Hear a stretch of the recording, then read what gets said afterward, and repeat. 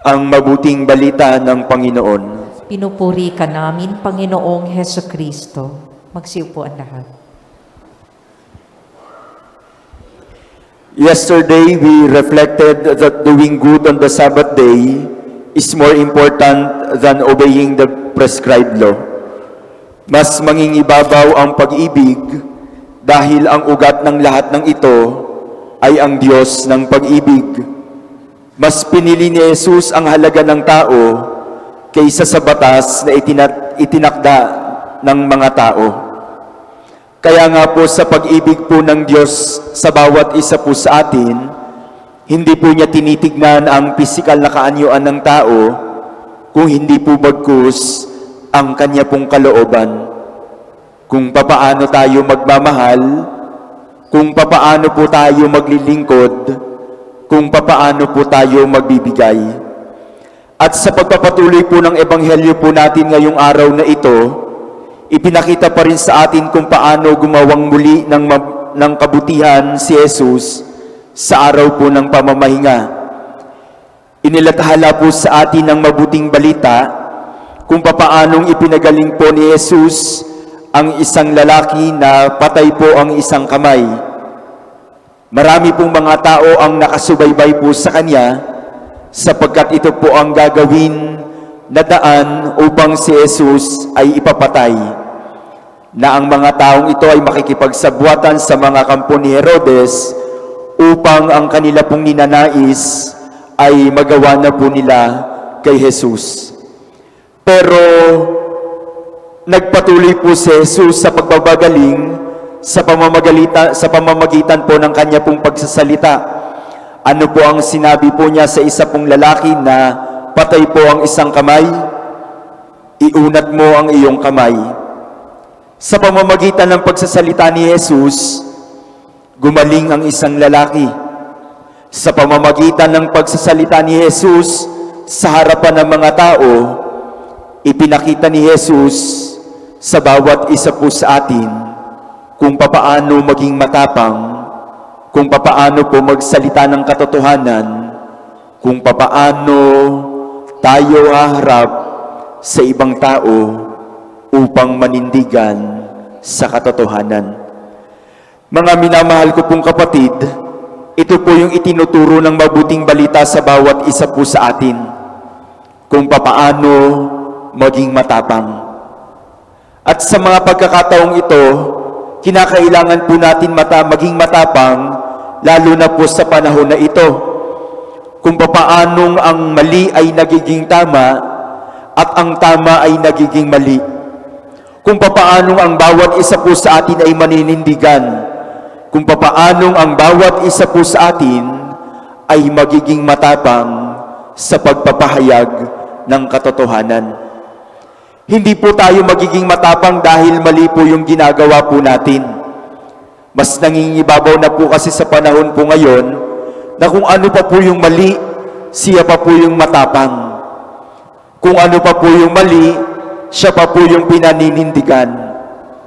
Pero itinuturo po sa atin ng mabuting balita, itinuturo po sa atin ni Jesus na sa pagsasalita po natin ng mabuti, na sa pagsasalita po natin ng katotohanan, kinakailangan po natin maging matapang. Matapang po tayo na haharap sa ibang tao. Matapang po tayo na haharap sa marami pong tao upang ating pinaniniwalaan ay atin pong masabi sa harapan po ng mga tao. Di ba nga po sa kwento po sa mabuting balita, inanyayahan ni Jesus sa harapan ng maraming tao ang lalaking patay ang isang kamay, sapagat gustong ipakita ni Jesus na kahit sa araw po ng pamamahinga, alang-alang sa paggawa ng mabuti, alang-alang sa pagmamahal niya sa atin pong mga tao, gagawa po tayo ng kabutihan. Maninindigan po tayo. Iaalay po natin ang kabutihan po na ito para maipakita po sa lahat po ng tao na kahit po araw ng pamamahinga, mas pipiliin pa rin po natin ang tao. Mas pipiliin pa rin po natin ang buhay. Mas pipiliin pa rin po natin ang gumawa ng mabuti kaysa gumawa ng masama, kaysa pumatay ng maraming tao, at hindi po natin piliin kung ano po ang sinasabi ng Diyos para sa bawat isa po sa atin. Inaanyayahan tayo ng Diyos na maging matapang sa pagharap sa marami pong tao. Sa pagsasalita po natin ng katotohanan, opo, marami po ang tatalikod po sa atin. Marami po ang tatalikuran ng bawat isa po sa atin. Bakit? Kasi naninindigan po tayo sa katotohanan. Naninindigan po tayo at sumasandal po tayo kay Jesus sa paggawa po natin ng kabutihan. Hindi na po natin kasi nakikita sa kapanahunan po ngayon kung ano po ang katotohanan, kung paano po tayo magiging matapang. Natatakot po tayo at nababalutan po tayo ng takot na sa pagharap po natin sa maraming tao, hindi po natin kayang ipahayag, hindi po natin kayang maging matapang, hindi po natin kayang ipaglaban yung katotohanan para sa bawat isa po sa atin. Natatangay na po tayo ng maraming tao. Natatakot na po tayo kasi napapaligiran po tayo ng maraming tao.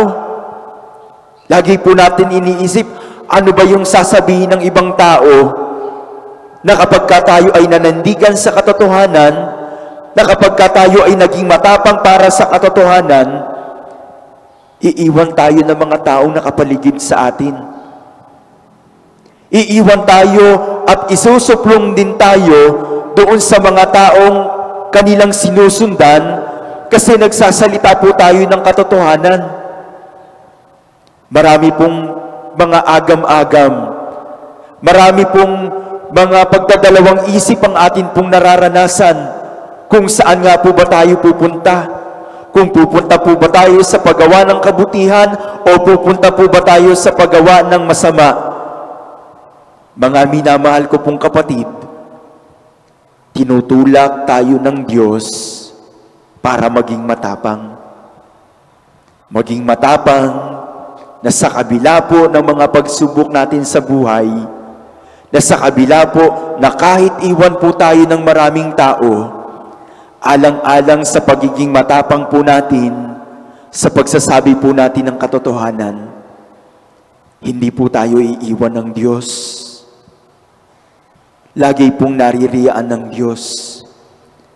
Patuloy po tayong sasamahan ng Diyos na sa kabila po ng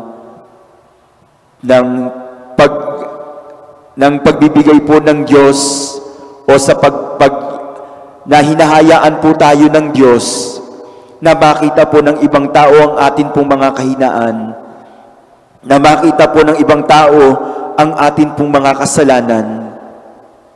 Sa kabila po ng lahat po ng ito, iaangat pa rin po tayo ng Diyos at ipapakita pa rin po sa atin ng Diyos na sa pagsandig natin ng katotohanan, sa pamamagitan po ng atin pong pagiging matapang, nasa sa atin pa rin po ang Diyos. Tutulungan pa rin po tayo ng Diyos na maipahayag po sa bawat isa po sa atin ang paggawa ng mabuti kahit sa araw po ng pamamahinga. Mga minamahal kong kapatid, kailan po ba tayo naging matapang sa pagsasalita ng katotohanan? Kailan po ba tayo naging matapang upang gumawa po ng mabuti kahit na ang maraming tao ay laban po sa atin? Kailan po kaya tayo naging matapang sa pagpapahayag po ng atin pong pananampalataya na kahit po ang atin pong mga kamag-anak, na kahit po ang atin pong mga kaibigan, na kahit po mismo ang atin pong mga kapamilya ay hindi po naniniwala sa pagsasabi po natin ng katotohanan? Nagiging matapang lang po ba tayo sa pagsasabi ng mga kasinungalingan? O kaya din po natin maging matapang sa pagsasabi ng katotohanan? Kahit na ang kapalit na ito ay iwanan tayo ng atin pong mga kaibigan. Mga minamahal kong kapatid, hindi po bulag ang Diyos, hindi po natutulog ang Diyos. Alam ng Diyos kung kailan siya kikilos. Alam ng Diyos kung kailan na kailangan na natin siya.